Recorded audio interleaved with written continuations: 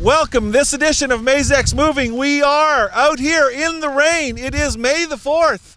May the 4th be with you. May the 4th, some 4th needs to be with us. Greg Stewart with Maizex, with esteemed cropper from Ilderton, Ken Nixon. And Ken, this is the year that I want to talk to you about your strip till project. Well, not a project anymore. It's a program, right? It's a life. It's a life. So, you're a fall strip guy. Tell us just a little bit about your approach to tillage in 30 seconds or less.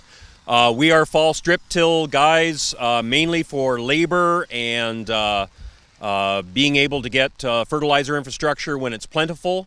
Also, the first job I want in the spring is to pull the planter out and go. Right.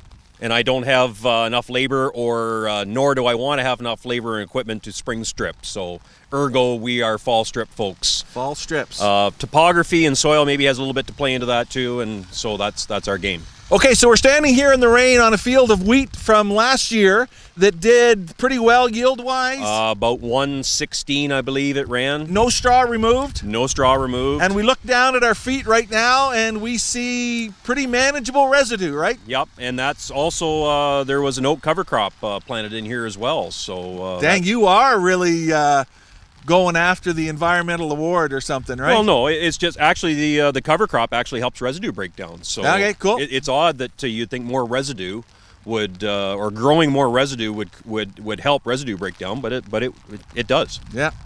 So, it's been raining a bit. No. and 2 inches more forecast. Yeah, yes. yeah. And this is the year that some people would say, okay, those strip tillers will never get their crop planted this year. What's your pushback, or what's your position on a year where planting days are going to be maybe at a minimum? How do you fit in terms of making your straight on to these fall strips work? Our experience after pretty close to a decade of doing this is that when these strips, when conventional ground is fit, really truly fit to work, these strips will plant. If not, maybe even a touch before. Just long-term strip till, your soil inherently just has better drainage internally. I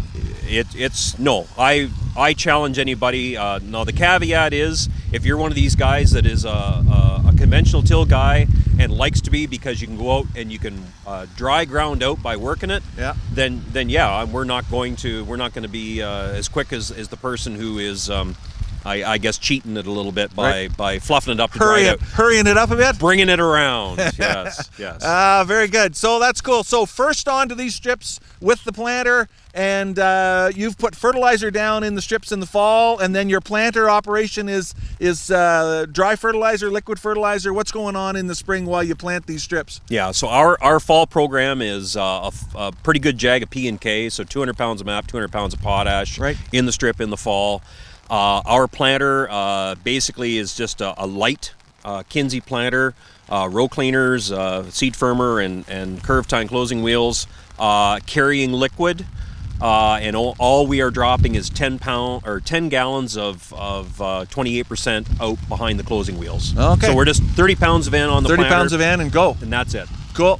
So a fairly lighter approach to a planter then, right? Yes. Yeah. Cool.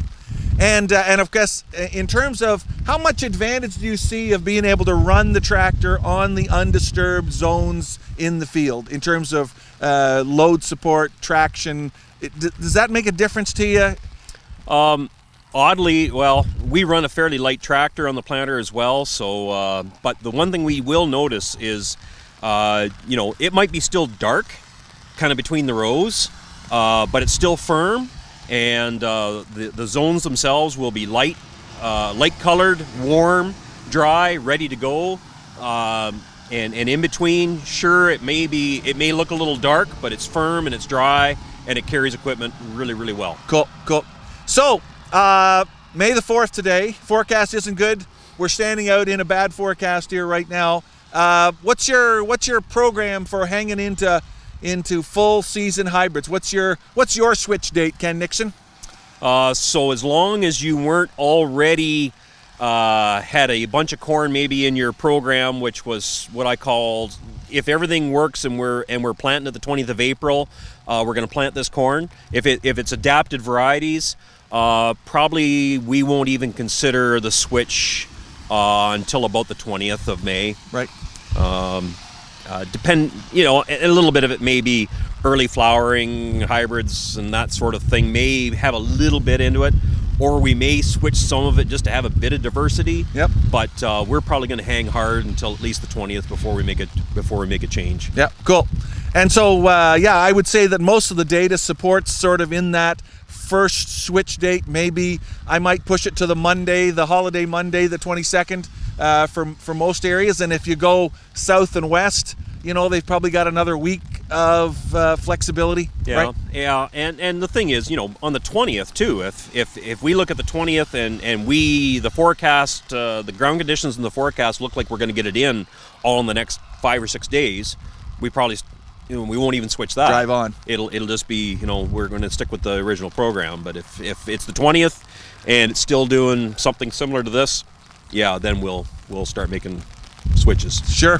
Hey, there's a lot of people that don't want to talk with me at any time, but particularly out in a miserable May 4th rainstorm. So, Ken, thanks so much for being with me today.